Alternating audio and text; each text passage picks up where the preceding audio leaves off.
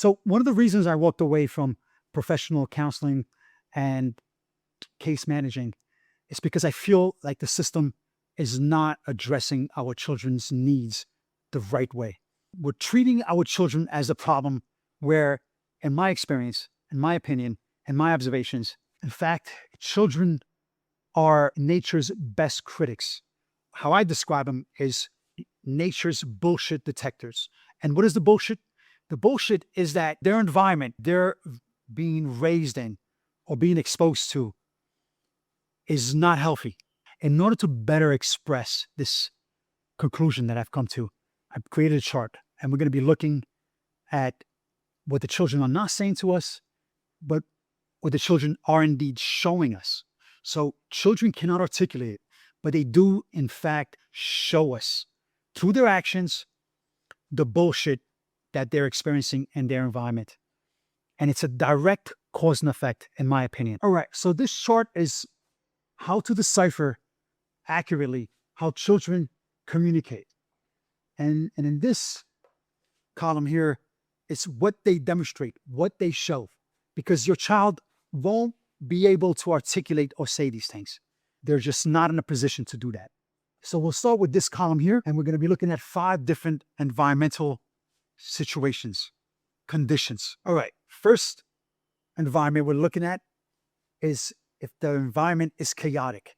Your child won't say, I need more predictability, mama. What they will show you is meltdowns, clinging, and refusing to sleep.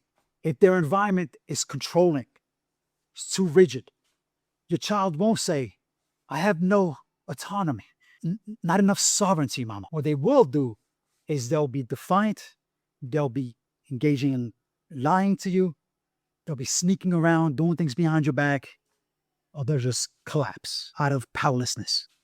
If the environment is neglectful, your child won't say, I need you to see me, I need you to hear me, mama, I need you to pay attention to what I'm doing. No, what they will do is they'll be seeking attention in all the wrong ways you could imagine, or they'll have total withdrawal. They'll come to the conclusion that they're not worthy of your attention and just move on to something else. Maybe they'll become addicted to video games. Okay, so the next one we're going to be looking at is conditional. If their atmosphere is extremely conditional, so your child won't say, I don't feel safe until I perform whatever ultimatum we provided for them, whether subtly or explicitly. In a conditional environment, where your child will show is constantly testing you, seeing what the boundaries are, to be reassured that they are loved unconditionally.